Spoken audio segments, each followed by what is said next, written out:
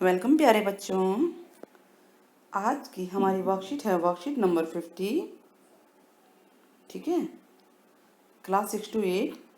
और हम नया टॉपिक सीखेंगे आज, गुणनखंड। क्या सीखेंगे बच्चों? गुणनखंड। ठीक है, ये नया टॉपिक है। चलिए स्टार्ट करते हैं। तो मान लीजिए आपकी कक्षा में 24 छात्र हैं, 24 बच्चे हैं। तो अध्यापिका ने कहा कि सभी इस प्रकार पंक्ति बनाओ कि हर पंक्ति में बराबर बराबर बच्चे हों। तो हमने आप जो बच्चे हैं उन्होंने क्या किया कि 6 विद्यार्थियों की एक लाइन बना दी कि 1 2 3 4 5 6। तो 1 2 3 4 5 6, 1 2 3 4 5 6। तो बताइए कितनी लाइन हुई है? तो हमने देखा कि ये टोटल 4 लाइन हुई, यानी 6 विद्यार्थियों की पंक्ति। एक एक पंक्ति में अगर 6 विद्यार्थी हैं तो कुल लाइन बनेगी 4। तो विद्यार्थी तो 24 ही होंगे ना, 24 होंगे कि नहीं होंगे? एक दूसरे बच्चे ने दूसरे तरीके से सोचा कि अगर मैं सारे विद्यार्थियों को एक ही लाइन में लगा दूं तो ऐसे। तो इसका मतलब ये जो है एक पंक्ति है और एक पंक्ति में 24 विद्यार्थी हैं। हो सकता है कि नहीं हो सकता है? तो 1 गुणा 24 भी 24 आता है। अब आगे देखते हैं। मान लीजिए 2 पंक्ति बनाई गई और हर पंक्ति में 12 बच्चे हैं। 1 2 3 4 5 6 7 8 9 10 11 12। और अगली पंक्ति में भी इतने ही बच्चे होंगे। तो बच्चे तो 24 ही है ना, पंक्ति है 2, एक पंक्ति में 12 बच्चे हैं, तो आंसर आया 24। तो हमें क्या समझ में आ रहा है इस चीज़ से कि 24 को हम कई तरह से ला सकते हैं। कि एक पंक्ति है 24 विद्यार्थी हों, 2 पंक्ति या 12 विद्यार्थी, 3 पंक्ति है तो 8 विद्यार्थी। 3 पंक्ति 8 विद्यार्थी का मतलब ये है कि एक पंक्ति में 8 विद्यार्थी हैं और टोटल 3 पंक्तियां हैं। और अगर एक पंक्ति में 6 विद्यार्थी हैं तो टोटल 4 पंक्ति बनेगी। एक पंक्ति में 4 विद्यार्थी हैं तो टोटल 6 पंक्ति बनेगी। और इसी प्रकार से हम बना सकते हैं। और हर हाल में विद्यार्थी आपके 24 हैं। तो हमारे पास आया क्या? हमारे पास आया 1 गुणा 24 भी 24 होता है, 2 गुणा 24 भी 24, 2 गुणा 12 भी 24 होता है, 3 गुणा 8 24, 4 गुणा 6 24। और इसी तरह से हम ये देख रहे हैं कि ये 24 किसी तरह से आंसर आ रहा है। तो हम ये देखेंगे 24 के कितने गुणनखंड बन सकते हैं। तो 24 के गुणनखंड बनेंगे 1 गुणा 24, या 2 गुणा 12, या 3 गुणा 8, या 6 गुणा 4। ठीक है। या दूसरा अगर हम ये कहें कि ये जो एक है अगर इसको हम इसके भाग में ले जाएं तो 24 भाग 1 24 ही आएगा। अब इस 2 को भाग में ले जाएं तो 24 भाग 2 12 आएगा। इसी प्रकार से 24 भाग 3 8 आएगा। ठीक है, ये 8 दिख रहा है ना, यानी अगर इस 3 को उधर ले जाएं भाग में तो 24 को 3 से भाग करेंगे तो ये 8 आंसर आएगा। ऐसे ही 24 भाग 4 6 आ जाएगा बीच का। तो गुणनखंड में हमने क्या सीखा कि किसी संख्या के गुणनखंड कई तरह से हो सकते हैं। जैसे 24 का गुणनखंड हुआ 1 गुणा 24, या 2 गुणा 12, या 3 गुणा 8, या 4 गुणा 6। 1 गुणा 24 और 24 गुणा 1 एक ही मतलब है, 24 ही आना है। 2 गुणा 12 और 12 गुणा 2 भी एक ही मतलब है। तो इस तरह से हम जो है देख रहे हैं कि 24 अलग अलग तरीक़ों से आ रहा है। तो 24 के अगर गुणनखंड निकालने हैं विभिन्न तरीके से तो हम ये तरीके कर सकते हैं। कुछ समझ में आया आपको? चलिए अब हम आगे कुछ और करते हैं। बच्चों, अगर आपको वीडियो पसंद आ रही है तो चैनल को सब्सक्राइब करना ना भूलें और ज़्यादा से ज़्यादा अपने साथी दोस्तों में, जो जानकारों में शेयर करें, ताकि वो भी हमारे चैनल से जुड़े और हम आपके लिए ऐसे ही इंटरेस्टिंग वीडियोस लेके आते रहें। क्लास 6 की वीडियो स्टार्ट हो चुकी है मैथ्स की, वो देख सकते हैं, प्लेलिस्ट में आपको मिल जाएगा पार्ट नंबर 2। तो चलिए आगे बढ़ते हैं। और ग्रामर पोर्शन भी शुरू हो चुका है। हिंदी का ग्रामर पोर्शन वो सभी कक्षाओं के लिए है, वॉन से स्टार्ट है, आप लोग जरूर देखिएगा।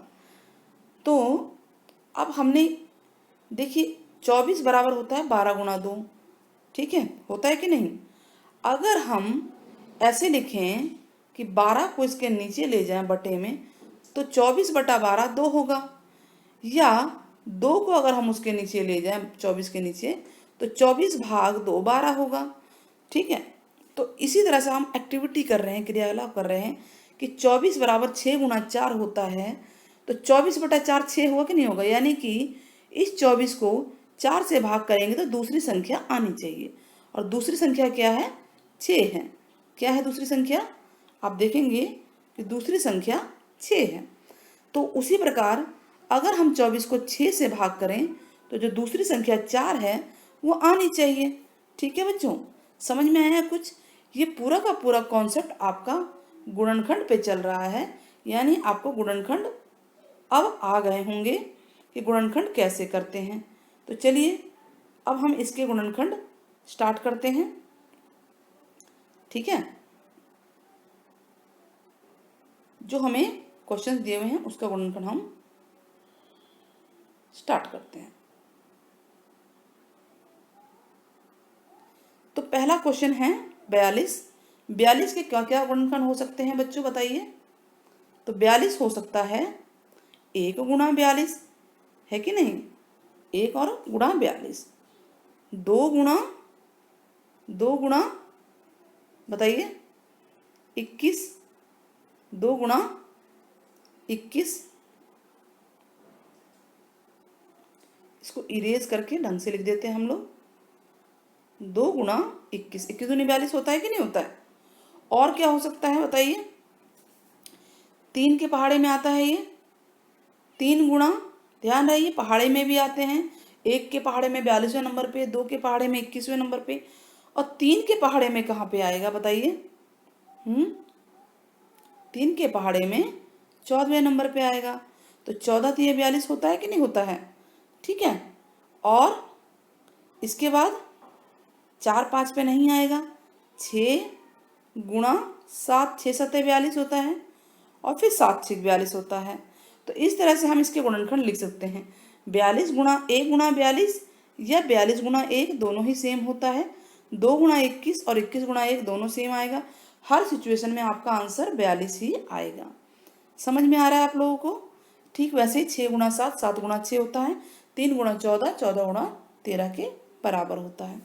तो हमने ये गुणनखंड किया। पहला क्वेश्चन स्क्रीन पे आगे है आपके। अब आगे बढ़ें, चलिए नेक्स्ट क्वेश्चन करते हैं।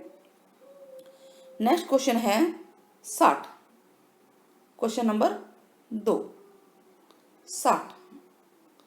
तो 60 का खंड करते हैं, 1 के पहाड़े में तो ये आएगा ही 1 गुणा 60, और क्या होता है बताइए, 2 के पहाड़े में आता है ना, 2 गुणा 30, 30 दूनी 60 होता है, 3 गुणा में 20, 20 तिया 60 होता है, और 4 में भी आता है 4 गुणा 15, 15 चौके 60, 5 के में भी आता है 5 गुणा में 12, ठीक है, 12 पंजे 60 होता है, 6 के पहाड़े में भी आता है 6 गुणा 60। तो ये जो गुणनखंड हो रहे हैं हमारे, ये हम देख रहे हैं कि कल 60 को हम अलग अलग इन तरीकों से लिख सकते हैं। और बताइए, इसके बाद अगर आप जाएंगे 7 8 9 नहीं आएगा, 10 के पहाड़े में आएगा, 6 गुणा 10 है, सॉरी ये 10 है, 6 गुणा 10 60 होता है, ठीक है। तो 1 गुणा 60 भी 60 है, 2 गुणा 30 भी 60 है, 3 गुणा 20 भी 60 है, 4 गुणा 15 भी 60 है, और 5 गुणा 12 भी 60 है, 6 गुणा 10 भी 60 है, ठीक है।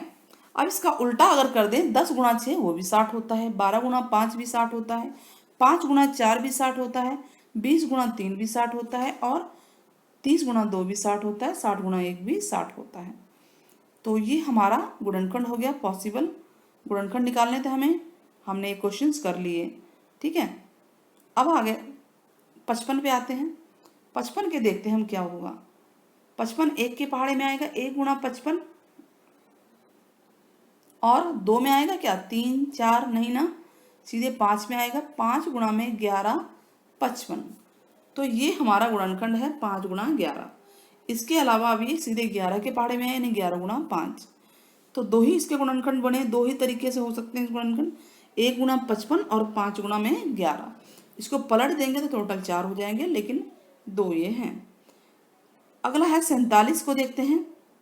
47 किस पहाड़े में आता है? 1 के पहाड़े में तो आएगा ही, 1 गुणा 47 होता है। इसके अलावा बताइए किसी पहाड़े में आता है ये? नहीं आता ना, नहीं आता है ये।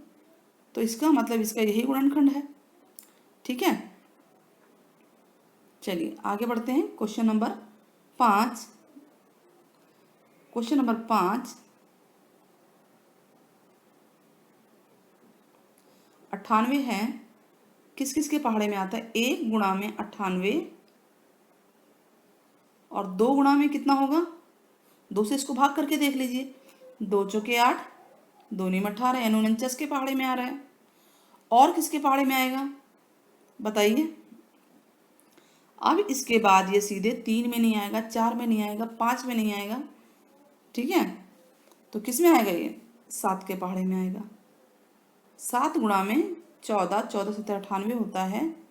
ठीक है, अब सीधे 14, अगर इसको उल्टा कर दे तो 14 गुणा 7 भी 98 होता है, 49 गुणा 2 भी 98 होता है, और 98 गुणा 1 भी 98 होता है, 98 होता है। तो इस तरह से हमारे 5 क्वेश्चंस हो गए हैं। होप वीडियो आपको पसंद आई होगी, समझ में आई होगी बच्चों। आप अगर वीडियो पसंद आए तो चैनल को सब्सक्राइब करना ना भूलें, साथ में लाइक ज़रूर करें, ज़्यादा से ज़्यादा शेयर करें। चलिए क्वेश्चन आपको हम देते हैं कि 105 के गुणनखंड बताइएगा कौन कौन से हो सकते हैं। ये क्वेश्चन है आपके लिए। ठीक है, 105 के कौन कौन से गुणनखंड हो सकते हैं। टिल देन बच्चों, टेक केयर, बाय बाय।